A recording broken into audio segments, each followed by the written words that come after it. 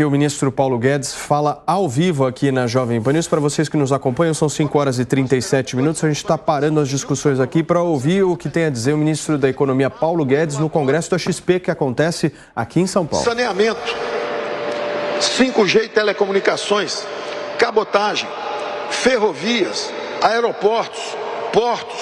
Nós temos 890 bilhões de investimentos já contratados, compromissos de investimentos.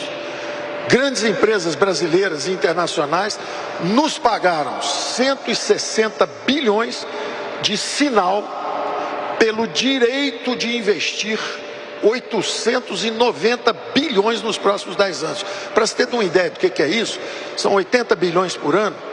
Isso é 10 vezes o que o super-ministro nosso gastou esse ano, por exemplo, o ministro Tarcísio. Extraordinário. Aliás, eu não sei se eu posso falar, mas vocês estão, de repente, próximos de ter um excepcional governador. Então, são 800 bilhões.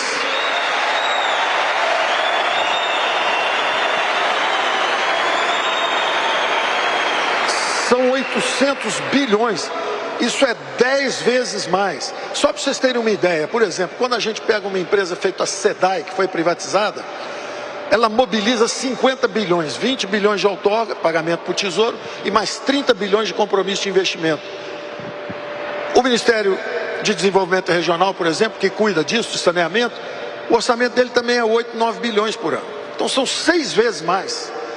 Isso já está contratado. O Brasil está condenado a crescer 10 anos seguidos. Vai crescer de qualquer jeito.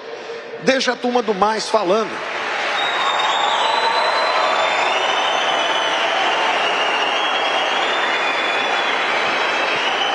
O desemprego caiu mais, o crescimento aumentou mais, a inflação está descendo mais. Esquece a turma do mais. Esquece a turma do mais. Nós temos resiliência, nós atravessamos a primeira onda, vacinamos 98% da população adulta, mais do que os países avançados. O Brasil teve um retorno seguro ao trabalho, setor serviços avançando em alta velocidade, criamos 14 milhões de empregos desde o fundo do poço, estamos criando 300 mil, 200 mil empregos formais com carteira assinada, das mais de 3 milhões já também desde o fundo do poço.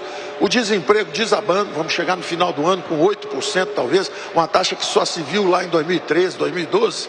Então nós estamos avançando em todas as dimensões. Não se assustem, não acreditem, o pior já passou. Nós enfrentamos a pandemia, saímos vencedores do outro lado. Aí veio essa guerra da Ucrânia, a Ucrânia grãos, a Rússia fertilizantes e grãos, preço de comida e preço de alimentos, no fundo, fertilizantes, transportes também, né, por causa do petróleo, tudo isso subindo. O que nós fizemos? Reduzimos os impostos de forma a manter uma certa, digamos assim, capacidade de transporte no país por enquanto, e ao mesmo tempo aumentamos os auxílios, reforçamos os programas sociais. Aí dizem, bom, mas isso vai atrapalhar. Passaram o ano passado inteiro dizendo populismo fiscal. Chegou no fim do ano, o primeiro superávit desde 2013. Cadê o populismo fiscal? Onde é que está o populismo fiscal de um governo que, pela primeira vez desde 2013, gera um superávit? Então, não acreditem nas narrativas. Olhem para os fatos. É o barulho da política que está infernal, porque a democracia brasileira é vibrante, é polarizada no momento, nós vamos superar isso um dia, porque somos todos brasileiros, mas a verdade é o seguinte, não prestem atenção nas narrativas, prestem atenção nos fatos. Crescimento econômico subindo, inflação descendo, desemprego descendo, investimentos aumentando. Esses são os fatos. Então prestem atenção nos fatos e não desanimem. Ministro, queria reforçar as boas-vindas.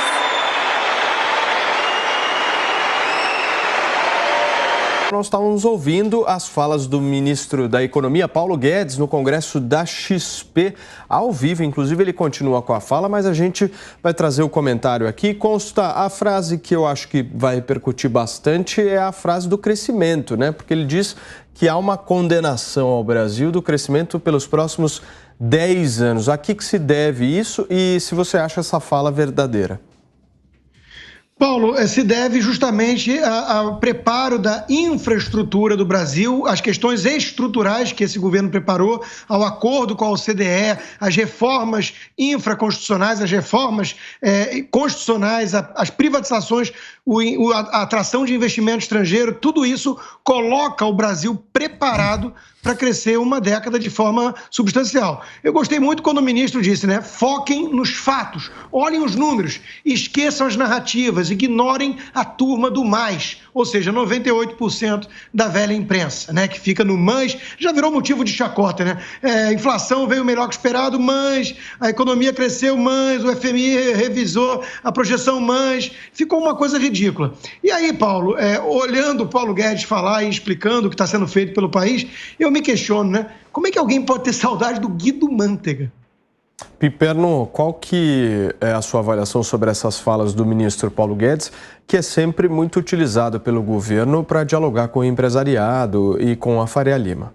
Claro, Paulo, eu ouvi o ministro Paulo Guedes, eu me senti assim num estado de bem-estar social, com crescimento chinês, inflação suíça, tudo está realmente uma maravilha aqui, tudo absolutamente sob controle, inclusive quando ele fala lá da redução da pobreza em 40 milhões de pessoas e tal, uma coisa fantástica, eu não sei onde é que realmente ele viu, né? Enfim, isso tudo, mas de qualquer forma ele tem todo o direito de se pronunciar sobre isso, como por exemplo falar sobre o acordo com a OCDE, muito lindo isso. Junho de 2019, realmente anunciaram com toda a pompa, né, de que o Mercosul estava muito perto de fechar esse acordo, que eu elogiei bastante, já falei aqui, né, foi algo nesse governo que até me surpreendeu de cara. Só que o acordo não andou, né? Não andou e a gente sabe por quê. Envolve, inclusive, as questões, os questionamentos ambientais que a Europa faz no Brasil. Se certo ou errado, a Europa faz isso e o acordo novamente acabou, enfim, travando. Na semana retrasada houve aquela cúpula do Mercosul. O presidente do Brasil não foi e nem o ministro, que chegou a anunciar a participação e acabou mandando o secretário de Comércio Exterior e anunciaram também com toda a pompa, né, aquele acordo lá com Singapura. Naquele encontro, inclusive, o pequeno Uruguai surpreendeu todo mundo porque anunciou que está negociando um acordo com a China, que, segundo os outros integrantes, Brasil e Argentina, inclusive, violam lá os princípios do Mercosul. E o Paraguai, vejam só, Paraguai fechando um acordo de livre comércio com Taiwan. Mas a gente vai confiar nas narrativas do ministro. Piperno, eu não sei se é coincidência, mas quem nos acompanha aqui na Jovem Pan News está vendo, a nossa tela está bem dividida aqui. O ministro Paulo Guedes está justamente... Eu já sei o que você vai falar. Então, isso me chamou muito a atenção. Não sei se chamou a atenção do Constantino, do Serrão e do Marco Antônio, mas você combinou a gravata com o Paulo Guedes hoje, eu certo? sabia que eu não ia passar ileso. Vejam, reparem, é exatamente a mesma cor. Eu acho que Eduardo Cunha também usa muito essa cor. Então, o Paulo, é a gravata e o branco dos olhos. Acabam aí as semelhanças. Ainda bem. Eu preciso proteger meu ex-chefe. Ainda bem, Constantino, pelo amor de Deus. Fala, Serrão, por favor. Olha, há uma previsão de investimentos no Brasil de 3 trilhões nos próximos 10 anos, só em concessões e privatizações. Como eu tenho dito há muito tempo aqui, a economia brasileira, em sua essência, está bombando e vai bombar ainda mais. Por isso que o movimento do brasileiro tem que ser pela garantia do progresso, pela geração do emprego, da renda, do crescimento econômico sustentável. O acordo com a OCDE, ele vai depender muito mais de um acerto político que o governo vai ter que fazer, que a OCDE demanda que o governo brasileiro crie o chamado centro de governo, para que ele possa fazer parte da OCDE. Isso vai implicar uma transformação no modelo de governança do governo brasileiro. Isso vai ter que acontecer para esse acordo ser finalmente sacramentado. Mas do ponto de vista da reestruturação econômica, o Brasil está caminhando muito bem para ter grandes acordos internacionais e porque o momento é agora. Agora é a hora e a vez do Brasil. Nós não podemos perder esse momento de progredir por politicagem e por burrice. Marcos, seu destaque. Paulo, aqui fica muito claro, né? O discurso, os feitos, a desburocratização, o ambiente de negócios brasileiro melhorou, ele fica assim mais saudável, mesmo com todos os problemas atinentes ao ambiente global. A gente está falando de lockdown, não só no Brasil, por tarados aí de lockdown, estados e municípios, mas no ambiente exterior, que acabou acarretando aí, de alguma forma, um problema na cadeia produtiva global. Isso daí afetou o mundo inteiro, essa insanidade, essa maluquice de querer implementar política comunista no nosso ambiente democrático. E tem gente que até hoje aplaude aqui do meu lado. Mas eu não queria nem entrar nesse mérito. O que eu acho interessante do discurso do Paulo Guedes é muito engraçado isso, né? O adulto chega para fazer a lição de casa, entrega. Você vai ter um governo que vai ser, nesse caso, né? A gente espera que a reeleição aconteça no sentido de não proporcionar... A gente não, hein? Não proporcionar a volta de um viés esquerdista. Não me inclua nessa gente. Porque o que acontece com o viés esquerdista? A fala dele é muito importante, né? Ele está condenado a crescer por 10 anos seguidos. Se você coloca um esquerdista no poder, você está fadado à miséria pelos próximos 50 anos. Essa é a verdade. Porque a única coisa que regime socialista, regime de esquerda traz para o Brasil é burocracia, é inchaço da máquina pública para os amigos do rei, a volta dos campeões nacionais, que é aquela relação de capitalismo crônico. Você tem lá alguns donos de empresa que vão ganhar todo o dinheiro, toda a atenção da presidência da República e o resto fica para o escambau. E aos poucos você vai perdendo a sua liberdade. Em todos os sentidos, a propriedade, a liberdade de expressão, eles vão corroendo isso daí. Então, o Paulo Guedes está mostrando, sim, uma série de fatos que eu vejo que no período eleitoral eles vão ser muito bem apresentados pelo governo, porque são fatos importantes. Da lei da liberdade econômica ao marco do saneamento, duvido que o Piperno seja contra a lei de liberdade econômica, o marco do saneamento. Só uma pessoa muito maluca para ser contra o marco do saneamento básico. Mas 13 membros da esquerda brasileira no Congresso Nacional, os idiotas foram contra. Idiotas e canalhas, né? Vamos frisar bem. Por favor. E olha, Marco, eu também, honestamente, eu fiquei surpreso com o ministro Paulo Guedes falando das receitas que não estavam previstas e tal, advindas exatamente das empresas estatais. Ainda bem que ele reconhece que as velhas e boas estatais, algumas delas, não esse não estão é o ponto dele. Estão aí, completamente errado. Não. Olha o que eles fizeram com essas empresas.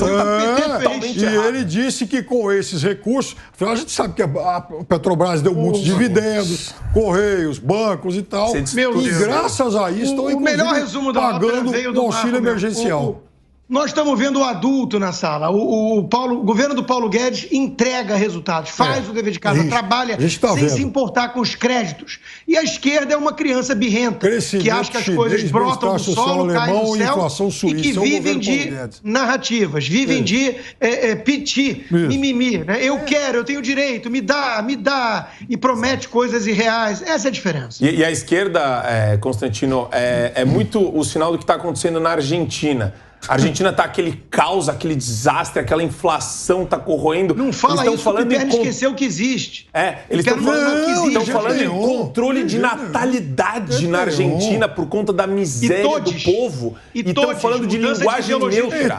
Olha como a esquerda não tem prioridade. Não é fácil consertar. Todas miseráveis. Não é fácil consertar um país que Maurício Macri mas tá piorando. Peraí, tá piorando muito. Tá piorando muito. É a maior inflação em 12 meses em décadas. Tem pobreza. A maior inflação em 12 meses em décadas. Aliás, tem a maior... E a Venezuela, aliás, está mais miserável que o Haiti já. É esse o estrago da esquerda. Olha só, aí não dá, né? Aí não dá. Agora, o fato é o seguinte, inflação passando... A Venezuela é de direita? Não. Vai ser que nem o Barroso agora? Militar no poder? Não, eu não vou. É como chamar o Pinochet de esquerda. Não vou cometer esse tipo de desatino. Vocês fazem isso de vez em quando. É que nem feminista. Fala, existem feminismos. É que nem o pessoal da extrema esquerda faz isso o tempo todo, né? Não, existem esquerdismos. Aí eles vêm com essas variações malucas aí de pseudo-intelectuais que nunca tiveram um pingo de respeito. Porque até o Pinochet vira de esquerda. Selo café com leite pra você hoje. Selo café com leite pra você.